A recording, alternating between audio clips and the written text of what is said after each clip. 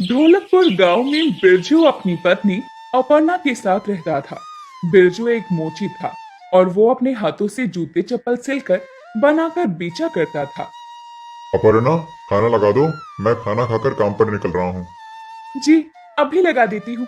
लेकिन मुझे आपको ये बताना था कि आपका दुश्मन मुरारी सुबह सुबह ही जूते चप्पल सिलने निकल चुका है। अरे उसकी तो तुम बात ही मत करो। ना जाने क्यों वो मेरे पीछे पड़ा रहता है। जाने दीजिए, सब अपनी किस्मत से ही खाते हैं। आप चिंता मत कीजिए, आपका काम अच्छा है तो आप कहीं भी मार नहीं खाएंगे। अब बिरजू भी खाना खाने के बाद अपना झोला उठाए घर से निकल पड़ता है और अपनी छोटी सी दुकान में जाकर जूते चप्पल सिलने लगता है। बिरजू जूते चप्पल सिलने के साथ बचे हुए समय में तरह तरह के सैंडल जूते भी बनाया करता था, जिससे बिरजू की अच्छी खासी कमाई होती और खर्चा निकल जाया करता। आधा काम तो ये मुरारी का बच्चा खा जाता है। इसे भी यही बाजार में जूते चप्पल सिलने की क्या जरूरत है। खैर, अपर्णा ठीक कहती है, सब अपनी किस्मत का खाते हैं। बिरजू अपनी दुकान में बैठा जूते चप्पल सिल रहा होता है। तभी वहां एक औरत आती है। वो अपने साथ एक छोटी सी बच्ची को लिए थी। अरे भैया, जरा मेरी बेटी के लिए सुंदर सी सैंडल दिखा दीजिए।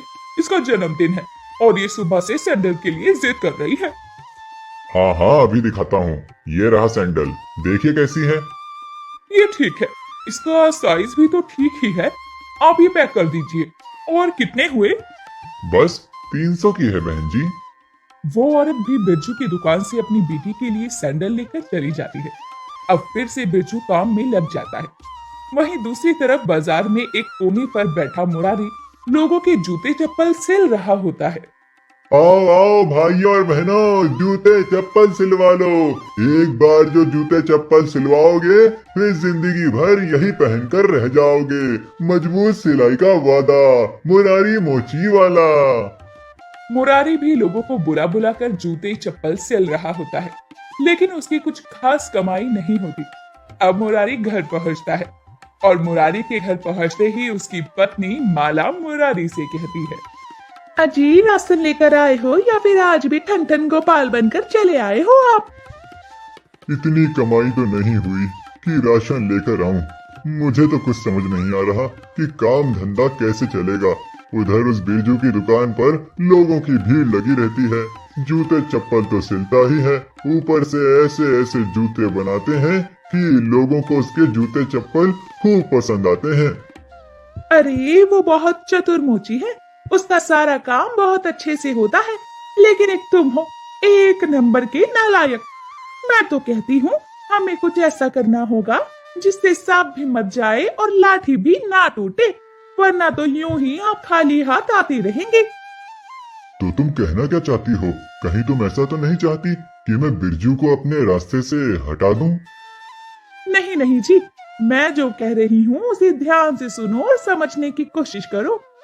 इतना कहने के बाद माला अपने पति बिरजू के कान में कुछ कहती है, जिसे सुनने के बाद में बिरजू के चेहरे की शिकन ही गायब हो जाती है।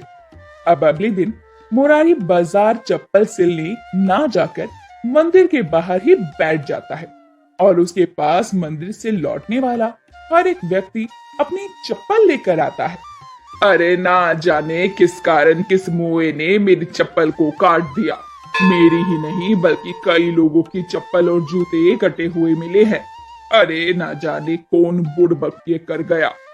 मुझे तो लगता है काकी, ये सब कोई जानबूझकर कर रहा है।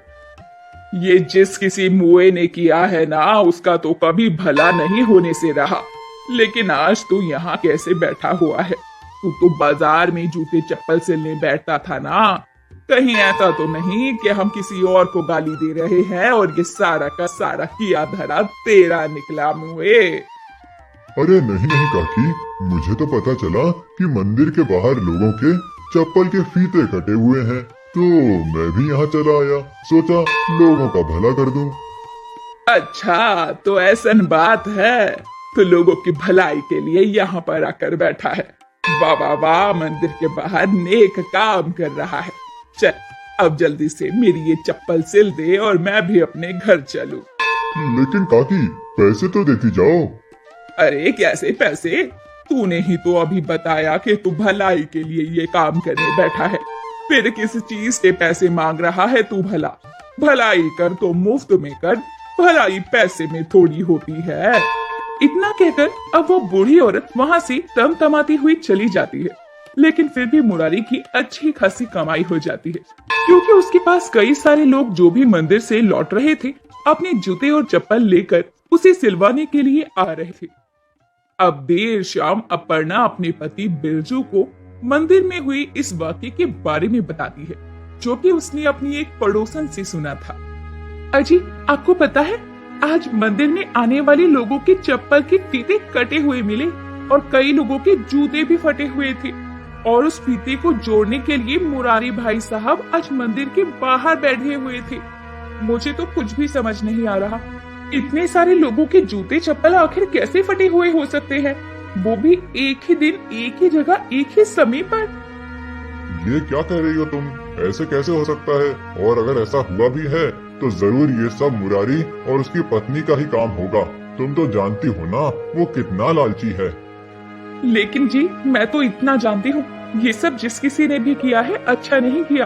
वो भले ही लोगों की नजरों से बच जाए, पर भगवान उसे ये सब कुछ करते हुए देख रहे हैं और आज नहीं तो कल उसे उसके किए की सजा भी भगवान जरूर ही देंगे। देख लेना आप। बिरजू मेहनत से कमाकर खाना पसंद करता था, वहीं मुरारी लालची था और लालच के कारण वो कुछ भी कर गुजरने को तैयार था। वो पैसों के लिए मंदिर के बाहर बैठकर भी पाप करने को तैयार था। अब एक रोज बिरजू अपनी दुकान पर जूते चप्पल बना ही रहा होता है, तभी वहाँ राजा के 2 सिपाही आते हैं। राजा जी ने कहा है उन्हें पड़ोसी राज्य भानगढ़ के राजा विक्रमादित्य के किसी समारोह में जाना है और वहां जाने के लिए उन्हें एक जूते की जरूरत है। और राजा जी ने तुम्हारे बारे में बहुत सुना है, इसीलिए राजा जी चाहते हैं कि तुम एक नायाब जूता बनाकर तैयार करो और कल सुबह उन जूतों को दरबार में लेकर पहुंचो। राजा जी को अगर तुम्हारे बनाए हुए जूते पसंद आए तो वो उसका उचित दाम देंगे। क्या राजा जी ने ऐसा कहा कि उन्हें मेरे बनाए हुए जूते अच्छे लगते हैं? अरे ये तो बहुत अच्छी बात है। मैं राजा जी के लिए एक ऐसा नायाब जूता बनाकर तैयार करूंगा जिसे देखकर राजा जी खुश हो जाएंगे और कल सुबह तक मैं जूता तैयार करके राजमहल पहुंचता हूं। ठीक है, हम चलते हैं, लेकिन कल समय पर राजा जी तक जूता पहुंच जाना चाहिए, वरना इसके लिए तुम्हें दंड भी मिल सकता है। इतना कहने के बाद राजा के सिपाही वहाँ से चले जाते हैं। अब बिरजू खुशी खुशी घर आता है। उसके चेहरे की खुशी साफ नजर आ रही थी और उसकी पत्नी भी उसकी खुशी देखकर समझ जाती है कि कुछ तो खास हुआ है। जिसके बाद में वो अपनी पत्नी को भी राजा और सिपाहियों की सारी बातें बताता है। लेकिन बिरजू रात भर जागकर राजा जी के लिए एक नायाब जूती तैयार करता है, जो कि देखने में बड़े जानदार और शानदार थी। अपर्णा, मैं राजमहल जा रहा हूँ, तुम अपना ध्यान रखना, मैं जल्दी ही लौट आऊंगा। जी, आप बिल्कुल भी फिक्र ना करिए। मैं भगवान जी से दुआ करूंगी कि राजा जी को आपके बनाए हुए जूते बहुत पसंद आए। वैसे भी गांव में आप जैसा काम कोई नहीं करता है। आप सबसे अच्छे जूते बनाते हैं और मैं जानती हूँ कि राजा जी इन जूतों की तारीफ किए बिना नहीं रह पाएंगे। बिरजू अब राज दरबार पहुंचता है। वहाँ राज सिंहासन पर राजा बैठे होते हैं और बिरजू राजा को अपने हाथों से बनाए हुए जूते दिखाता है। सिपाही, इस जूते को मेरे पास लाइए, इन्हें हम करीब से देखना चाहते हैं। सिपाही बिरजू के हाथ से जूते लेकर राजा को दिखाते हैं। राजा भी बिरजू के हाथों के बने हुए नायाब जूतों को देखकर बिरजू की तारीफ किए बिना नहीं रह पाता और बिरजू की जमकर तारीफ करते हुए कहता है, मुझे तुम्हारे हाथों के बने ये नायाब जूते बहुत पसंद आए और मैं इन जूतों के लिए तुम्हें इनाम देना चाहता हूँ, लेकिन तुम उस इनाम से नाखुश होगे। जी बिल्कुल भी नहीं महाराज, आप मुझे जो कुछ देंगे वो मुझे स्वीकार होगा। राजा बिरजू से इतना कहता ही है कि तभी वहाँ मुरारी उस राजमहल में आ जाता है और मुरारी सभा में आते ही राजा से दमकता हुआ कहता है, राजा जी को मेरा प्रणाम। महाराज, ये नायाब जूते मैंने बनाए हैं, ना कि इसने, ये बिल्कुल झूठ कह रहा है। अच्छा, तो ऐसा है, ये जूते बिरजू ने नहीं बल्कि तुमने बनाए हैं। नहीं नहीं मालिक, ये झूठ कह रहा है। इसे तो हमेशा मेरे काम में टांग अड़ाने की आदत है। देख मुरारी, मैंने पूरी रात जागकर बहुत मेहनत से राजा के लिए ये जूते तैयार किए हैं। अब तू झूठ मत बोल। भला मैं क्यों झूठ बोलूंगा? सच तो यही है कि ये जूते मैंने बनाए हैं। तो ठीक है महाराज, आप मुरारी को ही इस जूते का इनाम दे दीजिए, मैं चलता हूँ। अरे महाराज जी, जो मुझे इनाम दे रहे हैं उसके बारे में तो सुनता जा। बिरजू, लगता है तू मेरी तरक्की से खुश नहीं है। बिरजू सच्चा था। वो भी मुरारी के कहने पर रुक जाता है।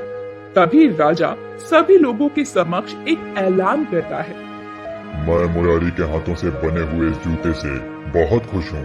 ये जूते वाकई बहुत नायाब हैं और मैं नहीं चाहता कि ऐसा जूता दोबारा बनाया जाए।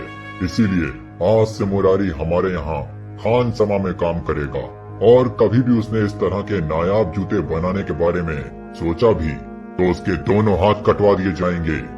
क्या? लेकिन राजा जी, आपको तो इनाम के तौर पर सोना चांदी हीरे जवाहरात देना चाहिए। आप तो मुझ पर पाबंदी लगा रहे हैं, और मेरे परिवार का क्या? मैं किसी पर पाबंदी नहीं लगा रहा, बल्कि तुम्हें यहाँ खान समा के तौर पर खाना बनाना सिखाया जाएगा। उसके बाद तुम्हें मेहनत के तौर पर पैसे दिए जाएंगे, जिससे तुम अपने परिवार का पेट आसानी से पाल सकते हो। बिरजू तो राजा का ऐलान सुनकर अब अपने घर के लिए निकल पड़ता है, लेकिन लालच का मारा मुरारी अब पछताता रह जाता है, क्योंकि उसके हाथ भी कुछ नहीं लग पाता। इधर बिरजू अब जंगल के रास्ते होते हुए घर आ रहा होता है। तभी दो नकाबपोश चोर चाकू दिखाते हुए बिरजू का रास्ता रोक लेते हैं और एक चोर उनमें से बोलता है। अरे रुक जा, क्या बात है? राजा जी के महल से लौट कर आया है? फिर तो खाली हाथ लौट कर नहीं आया होगा तू। शक्ल से तो मजदूर लगता है। बता, राजा के दरबार में क्यों गया था? जी मैं एक मोची हूँ और चप्पल जूते बनाता हूँ। बस राजा जी के लिए जूते बनाकर ले गया था। इनाम के तौर पर तो मुझे कुछ नहीं मिला, लेकिन जलील होकर वापस घर जा रहा हूँ। चोर के साथ मजाक। बता, राजा जी ने जूते के बदले कितनी अशर्फी दी है तुझे? जो कुछ भी तेरे पास है मुझे लौटा दे। अरे कहा ना, कुछ भी नहीं है मेरे पास, चाहे तो तलाशी कर लो। बिरजू के कहने पर एक चोर आगे आता है और बिरजू की तलाशी लेता है। वाकई उस चोर को बिरजू के पास एक टूटी कोड़ी भी नहीं मिलती।